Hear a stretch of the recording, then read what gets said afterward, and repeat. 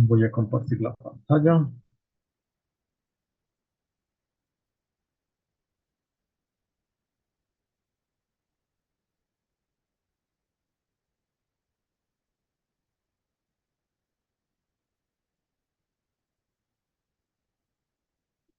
Listo. Pueden ver mi pantalla, ¿cierto? Sí, efectivamente la estamos Eh, visualizando. Genial. Um, ¿Cómo están todos? Hoy día les voy a contar una pequeña historia. Esta es una historia que inicia mucho tiempo atrás, pero antes de iniciar la historia, quiero comentarles un poco de mí. Yo me formé en una universidad que fue nacional. Esta universidad está en Cusco, se llama la Universidad Nacional de San Antonio Abad, en Perú. Después fui para Estados Unidos a hacer la maestría, esto el 2004, ¿no?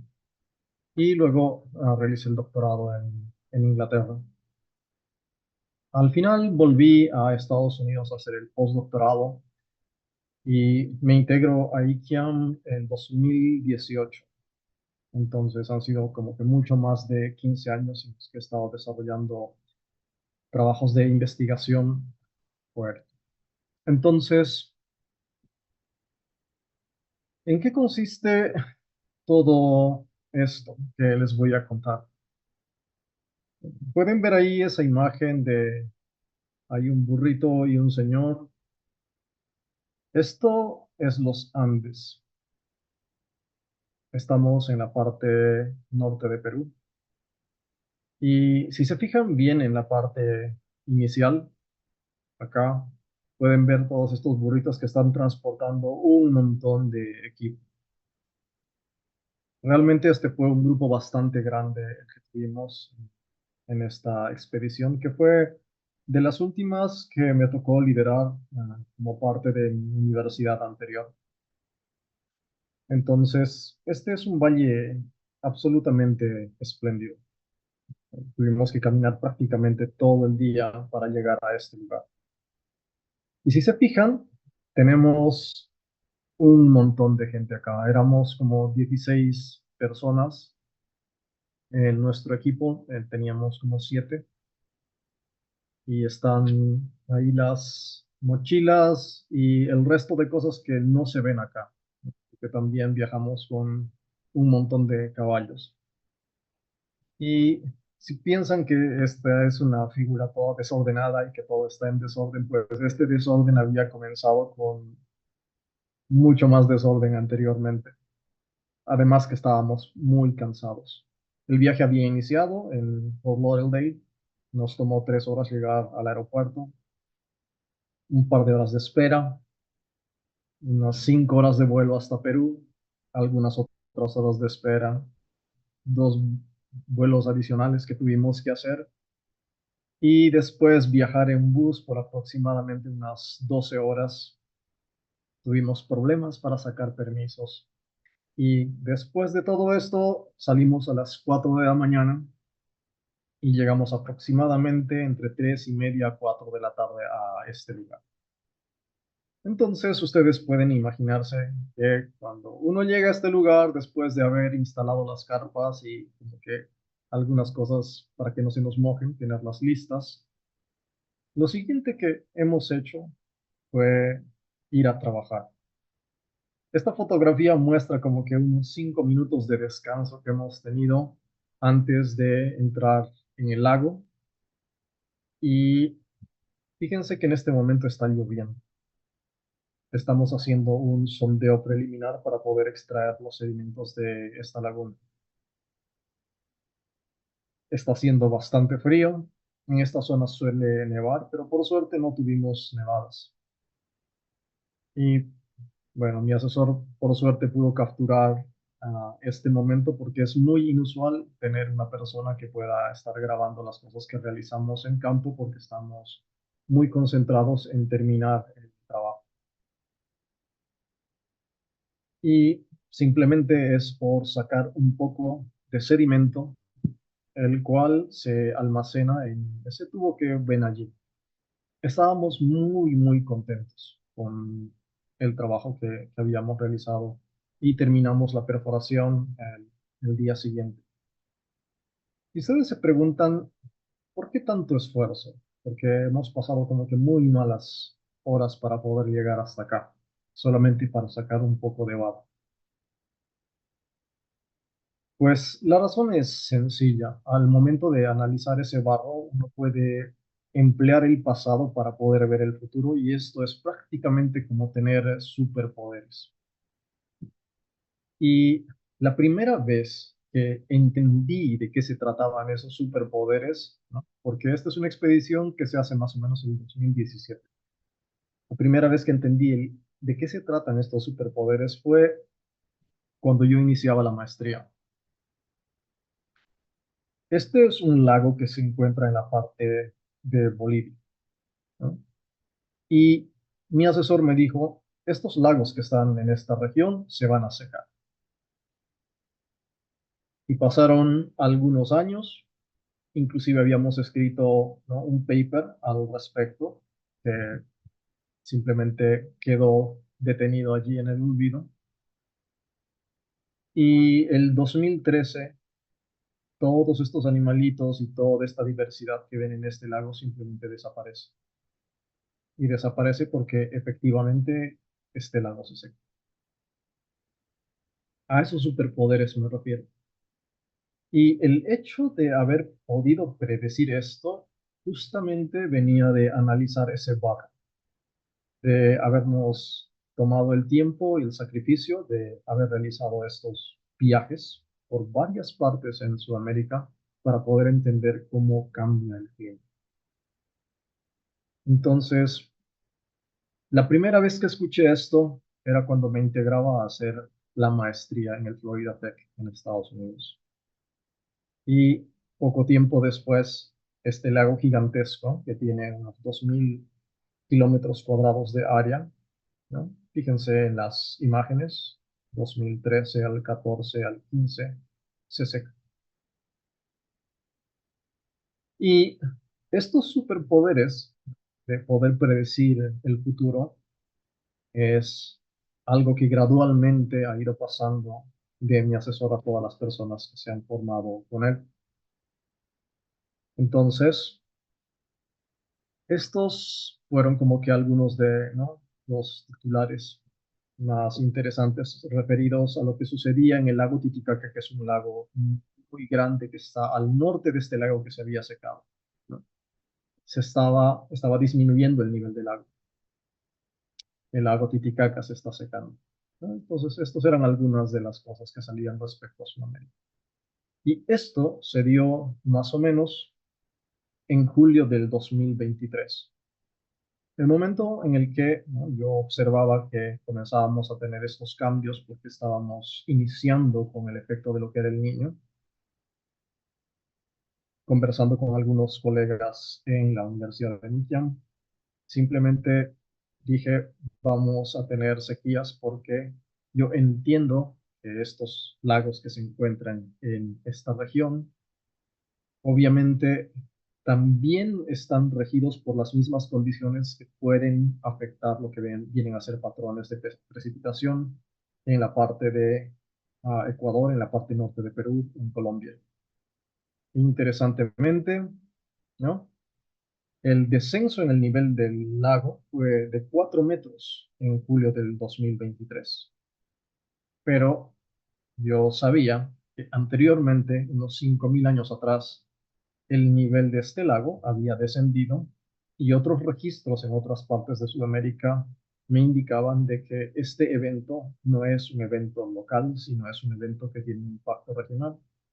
Por tanto, era obvio que íbamos a experimentar sequías y simplemente dije, tendremos sequías porque este lago, si lo ponemos sobre el Ecuador, ¿no?, tiene como que la distancia desde Quito hasta Puyo son como unos 200 kilómetros de longitud, el lago Titicaca.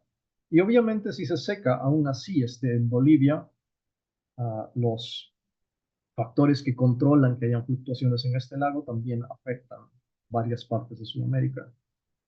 Y esto es lo que tuvimos.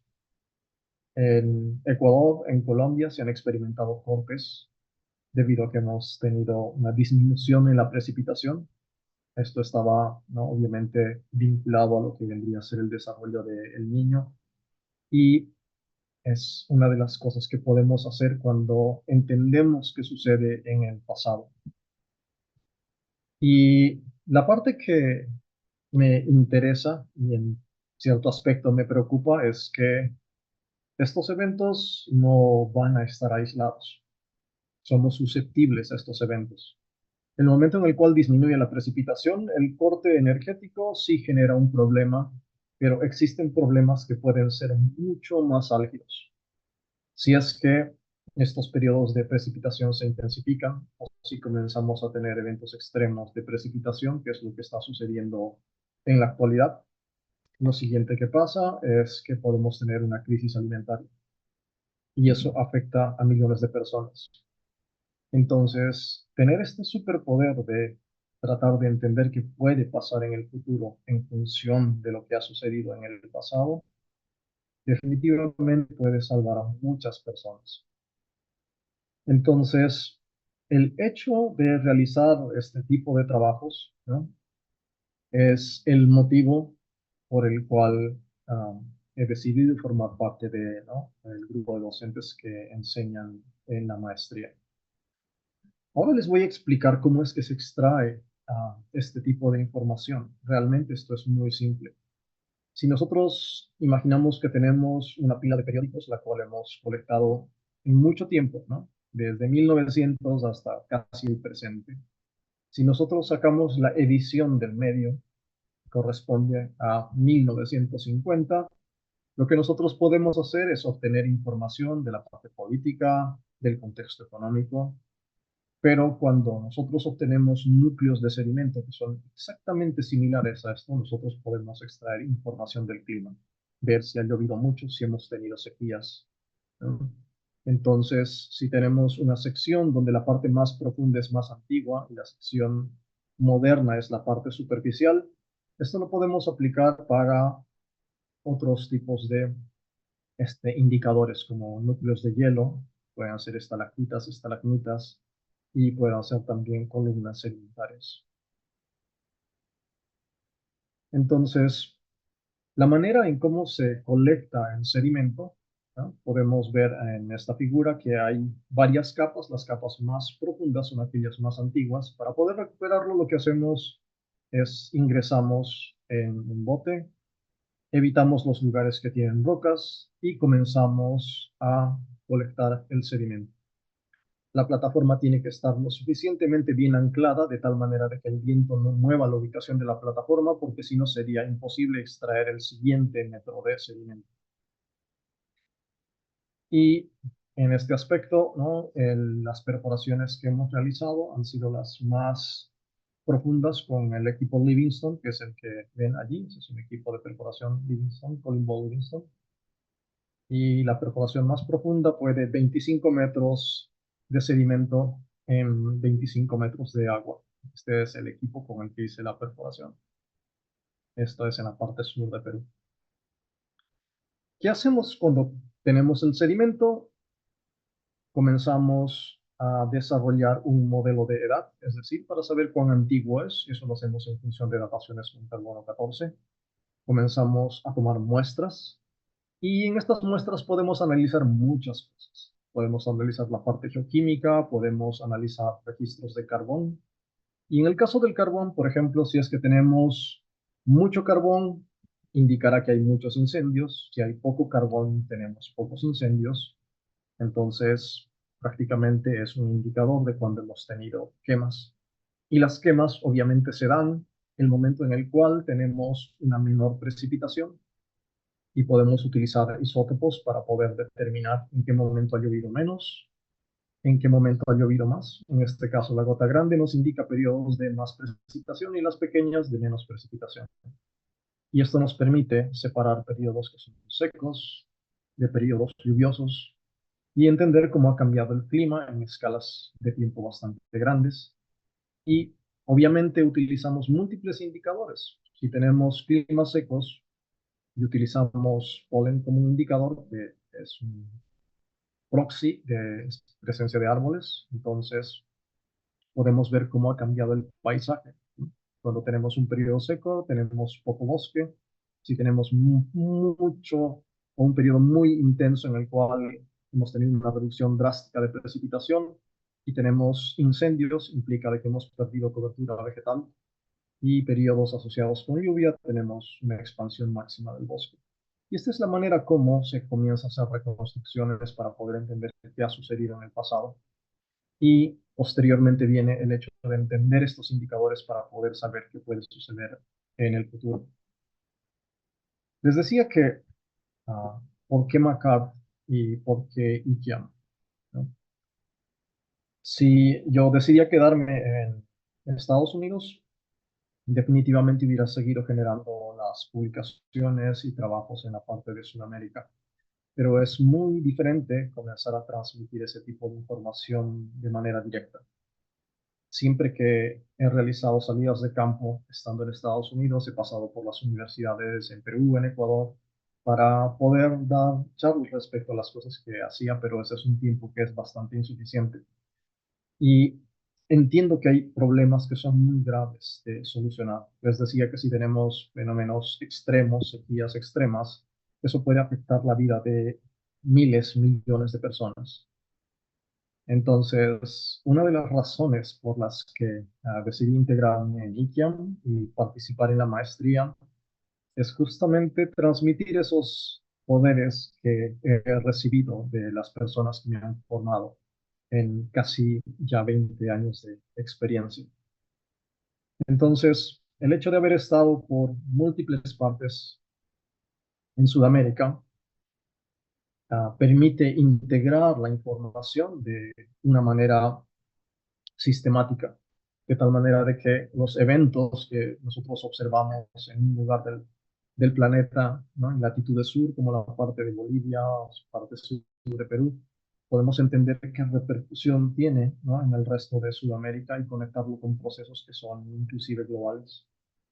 Y esto es sumamente importante porque a veces tenemos publicaciones en las cuales se detallan estas cosas, pero no se tiene el nivel de experticia para poder hacer uso de esa información y esa información es la que los tomadores de decisiones necesitan para poder poner manos en acción y tratar de tomar las medidas necesarias para limitar el impacto negativo que tiene el cambio climático, ¿no? Lo cual realmente tiene el potencial de afectar a millones de personas.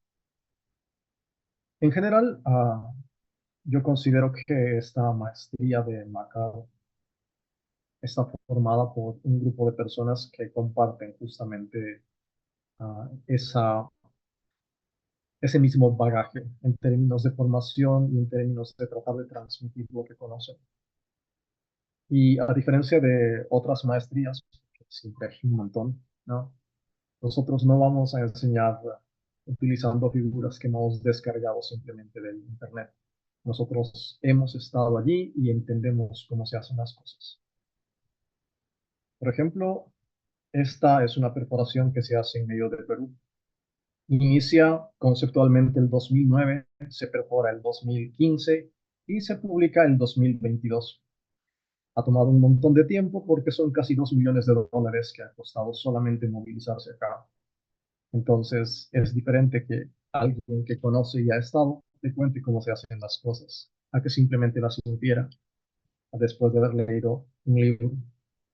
Y obviamente tenemos publicaciones, las cuales derivan de esos trabajos. Eso significa que no solamente estamos en campo, sino que también podemos analizar, procesar la información y darla a conocer. Es muy distinto haberte entrenado constantemente durante mucho tiempo, ¿no? Inclusive en condiciones extremas para poder planificar bien las cosas cuando es necesario, de tal manera de que se pueda explicar con detalle, ¿no? Cuáles son las limitaciones y ventajas de métodos de perforación o trabajar inclusive en cavernas. analizando datos que nos permiten ver cómo cambia el clima, de qué manera impacta de manera local y regional. Los trabajos que se realizan específicamente en estos lugares, ahí pueden ver que estoy yo con dos estudiantes, ¿no?, que han sacado ya publicaciones, ¿no?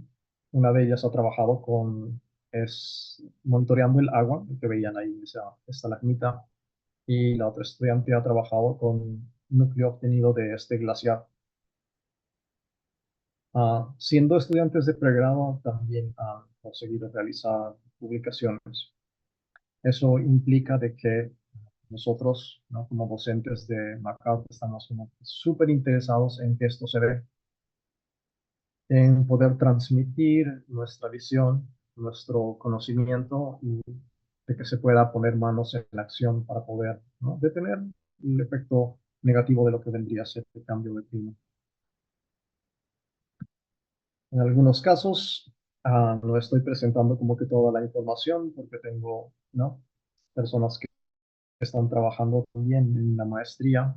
Ya les contaré en más detalle el momento que saquemos las publicaciones, pero hemos tenido colapsos a causa del cambio climático en el pasado.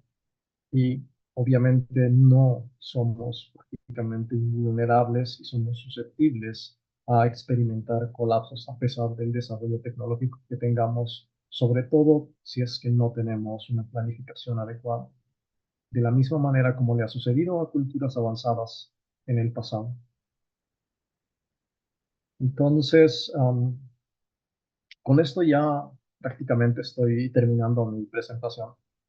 Esta no ha sido una presentación como que súper didáctica en el sentido de, ok, vamos a entender un proxy en particular, sino entender el para qué se tienen que realizar las cosas. Entender que hay una urgencia detrás de tener personas que realmente estén capacitadas para poder enfrentar los embates de lo que es el cambio de clima, porque esto va a afectar realmente a millones de personas. Y esos superpoderes que han tenido las personas que han participado en mi formación durante prácticamente ya dos décadas, ¿no? Es algo que quiero compartir y es algo que comparto con los estudiantes, porque necesitamos tener personas que utilicen el pasado para poder ver el futuro. Y con esto, si es que tienen alguna pregunta. Bueno, felicitar al doctor Brian Valencia por su exposición. Y bueno, estamos abiertos acá a las preguntas. La doctora Zulay Niño dice, excelente, Brian, muy didáctico. Excelente. Bueno, y eso opinamos todos los que te hemos escuchado. Está abierto para las preguntas que quieran hacer al doctor Valencia. Aquí también está las, ¿no? Bueno, creí que alguien más había escrito por acá. Estamos esperando a ver si alguien se atreve. Brian, en la zona del Pacífico, ¿verdad? En todas esas cordilleras que tú tienes, pero en la zona del Pacífico tenemos la influencia del niño. ¿Qué experiencias has tenido tú con el niño y la relación con variables macroclimáticas y el cambio climático como tal? Bueno, por lo general en la zona de la costa se produce una precipitación que es extrema, ¿no? Y eso depende de en qué parte se manifiesta el niño. Es por eso que todas las zonas costeras siempre, ¿no?, van a experimentar inundaciones cuando se desarrolla el fenómeno del niño. Mientras que si vamos hacia el otro lado, hacia la Amazonía, lo que sucede es que disminuye la precipitación y tenemos sequías. Cuanto más intenso es el niño, las sequías tienden a ser mucho más intensas. Muy bien. Aquí tenemos que Nicolás tiene la mano levantada, Edgar también la había levantado y la bajó. Nicolás, adelante, si quieres compartir algo con nosotros. Sí, muy buenas noches con todos. Disculpen que no prenda la cámara, sino que estoy al cuidado de los niños, entonces quería hacer solamente una consulta. Primero, bueno, felicitar por la presentación. Pareció un trabajo muy profundo sobre esta temática, entonces Gracias por compartir esa información.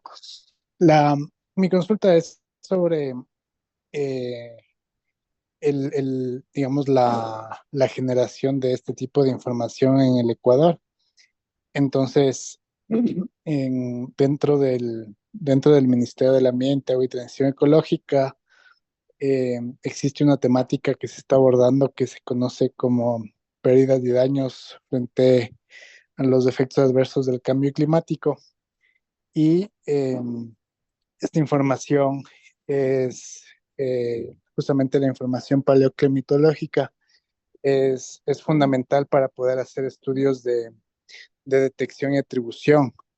Entonces, uno de los vacíos más importantes que se ha identificado para poder hacer este tipo de estudios es de información paleoclimatológica eh, y la reconstrucción del clima eh, en distintas escalas hacia el pasado. Entonces, mi pregunta es si es que dentro de la maestría o de IKEAMO y de igual manera desde el propio investigador, ¿existe alguna iniciativa de poder hacer este tipo de generación de información o compilación de estudios a nivel nacional? Entiendo que hay otras universidades también que están trabajando con otro tipo de proxies, entonces sería bueno tener ese tipo de información como para poder justamente informar a los tomadores de decisión con esta temática. Genial. Justamente en el chat estoy poniendo un nombre, es una página web de Neotoma y la agencia, ¿no?, de cambio climático NOAA de Estados Unidos. Entonces, si haces una búsqueda en Google, vas a encontrar estas páginas y ahí se pueden encontrar repositorios climáticos. Entonces, sí existen registros para Ecuador.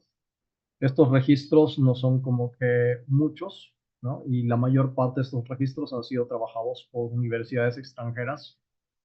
Am, Adicional de tener registros que son sedimentarios, también se tienen registros en otros proxies, ¿no? Y esos proxies vendrían a ser, en algunos casos, anillos de crecimiento, en otros casos son núcleos en glaciares, en otros casos son estalagmitas. Entonces, se tiene como que esos datos, ¿no? Por ejemplo, el registro más antiguo de El Niño procede de una laguna que se encuentra en el lado del Parque Nacional de Cajas, ¿no? Es de la laguna Palcacocha. El registro más antiguo de la parte, ¿no?, andina para la zona tropical, ¿no? Es un registro que hemos publicado hace el 2012, ¿no? Son como que 97.000 años de cambio de clima. Entonces, pero todos esos datos se encuentran justamente listados en las páginas que te estoy indicando, en Neotoma y en NOAA. Muy bien, ahora ha levantado la mano Edgar, que quiere hacer también una pregunta aquí a nuestro expositor. Muy buenas noches a todos. Qué gusto saludarle, profesor Willing, profesor Brian, a todas las personas que se han citado aquí. Muy buenas noches. Yo tengo una pregunta bastante abierta, más que para el profesor Brian Valencia, es para todos. Es cómo hacer para comunicar efectivamente esta información, porque muchas veces yo también he querido decir, hey, el profesor Brian y más estudios demuestran que vamos a tener esta sequía y vamos a tener no solo la sequía, sino todas estas lluvias intensas que ya estamos viviendo. Entonces la pregunta es, ¿cómo hacer para informar a la población que tal vez no sabe mucho de ciencia, efectivamente sin que caigan en el pánico y sin que caigan en la especulación? Porque uno de los grandes temores míos es si se les da la información, luego empiezan a especularse cosas que podrían desencadenar efectos adversos y el caos es muchas veces más problemático que el mismo efecto, ¿no?, que podríamos llegar a vivir. Es eso. Gracias, Edgar. Me parece interesante la pregunta. Am, yo creo que la mejor manera que tenemos para poder solucionar problemas no es intentar hacerlo de manera directa, porque a veces esa es la perspectiva que se tiene y nos preguntan a los que hacemos investigación y qué estás haciendo. Tiene que existir una división del trabajo, ¿no? Entonces, el hecho de que nosotros estemos dedicados a formar personas que entiendan de estas cosas, los estudiantes, es la manera en la cual nosotros podemos cambiar la perspectiva de la comunidad. Obviamente esto se da de manera relativamente gradual, pero me parece, la forma más efectiva, porque las personas que se han formado de manera adecuada eventualmente van a tener que alcanzar cargos que son importantes y van a estar en contacto con tomadores de decisiones, porque una persona que se educa simplemente aspira siempre a más. Una, Entonces, el hecho de tener formados a profesionales muy buenos, capaces, nos permite justamente transmitir esta información de una manera adecuada. bueno, la maestría de Macar tiene esa función, ¿no? Precisamente para divulgación y además para ampliar este tipo de conocimientos. Entonces, también está esa invitación a participar de esta maestría. Bueno, Jairo Cabrera dice, buenas noches. No sé si se mencionó en algún momento, dado que llegué un poco tarde, sobre alguna técnica para el pronóstico de las condiciones climáticas futuras. ¿Qué respondes, Brian? Bueno, en general, hacer una predicción concreta, como digamos, ¿no? Vamos a tener un evento así de una precipitación extrema de acá a 4 días o de aquí a 5 días. Eso es un poco difícil de hacer, ¿no? Tal vez se tiene como que indicios. Intentar hacer esa predicción para tal vez el año que viene se hace como que mucho más complejo cuando estamos hablando de condiciones meteorológicas. Pero cuando estamos hablando de tendencias de clima, y a lo que me refiero es, ¿no? Gradualmente vamos a comenzar a tener niños más intensos y sabemos que eso tiene consecuencias en términos de, ¿no? Sequías, y esto eventualmente podría inclusive transformarse en incendios en zonas que no han experimentado incendios en un periodo relativamente reciente, refiero 100, 200 años atrás. Entonces, lo que esto nos permite hacer es tomar decisiones, ¿no? Porque estamos trabajando en función de probabilidad. La probabilidad de tener sequías más intensas incrementa. ¿Qué hacemos? La probabilidad de que el clima se vuelva más volátil, es decir, que tengamos sequías y estén seguidas de, ¿no? eventos de alta precipitación, los cuales van a causar deslizamientos. Entonces, esas tendencias definitivamente prevalecen. Sabemos que se va a dar, ¿no? Entonces, el momento en el que se van a dar, eso es muy complejo de predecir, ¿no? Pero la certeza de tener eventos que van a ser cada vez más y más extremos, eso es algo con lo que sí podemos contar y para lo que sí podemos prepararnos. Entonces es más probabilístico en este caso. Muy bien, la maestría de Macar, una de las cosas que tiene es un equipo interdisciplinario, multidisciplinario que aborda todos estos temas. Tenemos un equipo bastante interesante y estos temas son temas globales que están hoy día en boga, que realmente necesitan ser estudiados y necesitan ser abordados, y por eso tienen algunas entidades internacionales tienen los ojos puestos sobre ellas y por lo general nos ayudan a que podamos desarrollar la maestría. Sí nos gustaría saber si alguno de ustedes está interesados en la inscripción, inscribirse en esta maestría, matricularse con nosotros para llevar adelante trabajos de este tipo.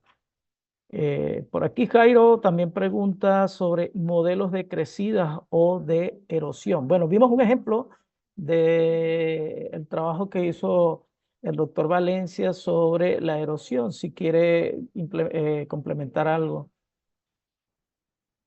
Ah, ya, perfecto, perfecto, muy bien. Dice Jairo, perdón, no es una pregunta para el doctor Valencia.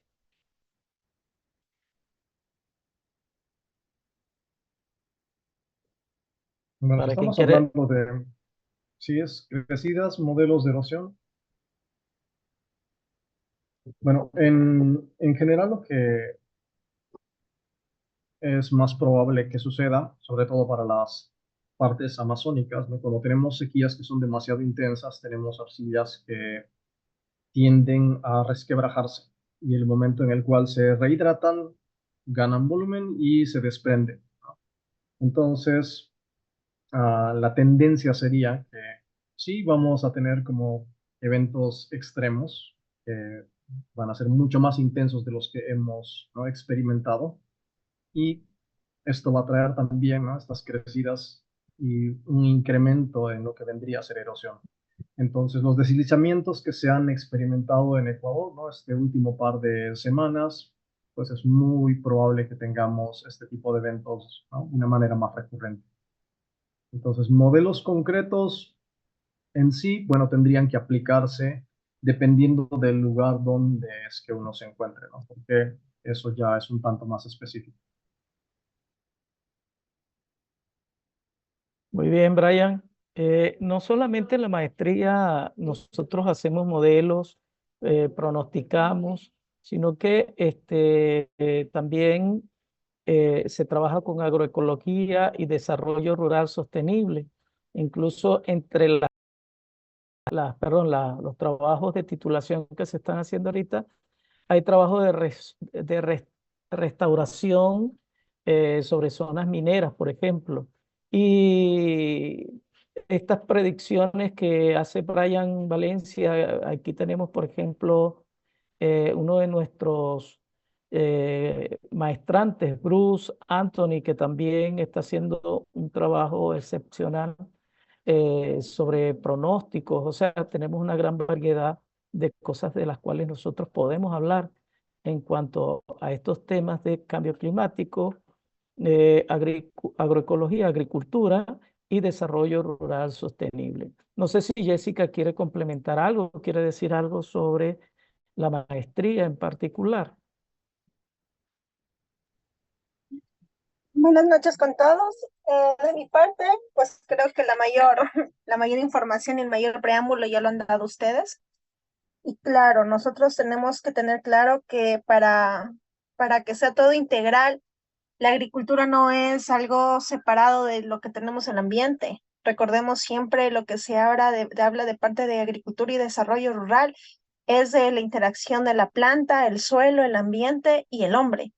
Entonces, creo que desde este punto de vista nosotros lo estamos interpretando y manteniendo esta integridad en todo su esplendor, ¿no? Y como se dijo anteriormente, esto solamente es este primer webinar fue para mostrar uno de los ángulos, una de las aristas en las que se podrían desarrollar los maestrantes que toman nuestros cursos, ¿no? El próximo webinar está programado para el día 13 de julio. Ahí hablaremos un poquito más, en cambio, sobre agrodiversidad, biodiversidad y ecología. Y de aquí tenemos un tercer webinar que es el 24 de julio, en el que veremos, en cambio, cogobernanza de sistemas alimentarios. Porque recordemos que lo que mueve al mundo no es el dinero, no es el petróleo, es la comida. Entonces, si nosotros tenemos bien claro eso, podríamos establecer un sistema agroproductivo, un sistema de desarrollo comunitario rural en el que tengamos muy claras las perspectivas a las que tenemos que abordar para ser resilientes, ¿no? No sé si es que entre los participantes tengan alguna duda sobre el proceso de admisión. Aprovecho mi intervención para decirles que estamos todavía con las inscripciones abiertas. El periodo de matrículas lo confirmaremos para el mes de septiembre, está habilitado del 2 al 30 de septiembre. Solamente aclarar que nuestras inscripciones no tienen costo y que simplemente esta es una oportunidad más que se les ha presentado para poder potenciar su perfil profesional. Me parece que Edgar está alzando la mano.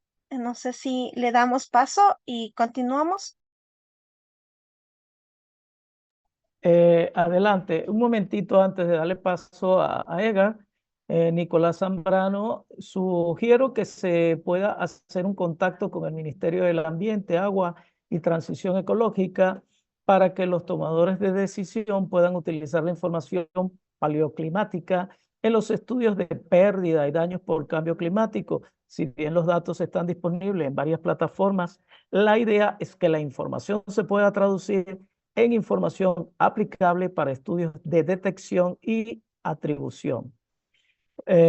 Paleoclima es una temática priorizada en la agenda de investigación con la CENESID, por lo que sería adecuado un diálogo que inclusive fomente oportunidad de investigación y financiamiento. Bueno, nosotros estamos muy conectados con esas entidades y tomaremos en cuenta esto, Nicolás. Adelante, Edgar. Bueno, más que nada, gracias otra vez por darme la palabra. Yo estuve trabajando, bueno, estoy trabajando actualmente para la elaboración de un plan de ordenamiento territorial en la parroquia de Cuyuja, un lugar donde yo me crié. Al estar en esta institución, yo he aprendido bastante de la burocracia que manejamos aquí en el país. He estado intentando, a través de las reuniones a las que he asistido, comunicarles sobre estos problemas que vamos a vecinar, vamos a ver y todos los todos los escenarios que vamos a vivir. No tienen una muy buena aceptación, no lo tienen claro. Personas del MAATE, personas del MAG están en otra línea, no lo ven como nosotros lo vemos al cambio climático. Lo que están haciendo es, por ejemplo, planes de financiamiento para comprar más semillas en lo que es el MAG y cosas así. Yo les hablé, las personas en Cuyuja estaban viendo cómo ya los días que empezaban a haber mucho, mucho calor, el pasto se empezaba a quemar y las vacas ya no tenían pasto para comer. O sea, el sol está dando tan fuerte allá en esa zona que ya no tenían las vacas que comer, entonces entendieron lo que era el cambio climático las personas de Cuyuja en carne propia, pero las personas de acá del MAG que financian estos proyectos, ellos prefieren invertir en semillas que resistan más al sol, dicen, pero hasta que esto suceda, no están comprendiendo el panorama global y tampoco están haciendo como campañas grandes. Respecto a las lluvias, también se ha advertido, de donde yo estoy haciendo este trabajo es un lugar con bastante riesgo y susceptibilidad a deslizamientos.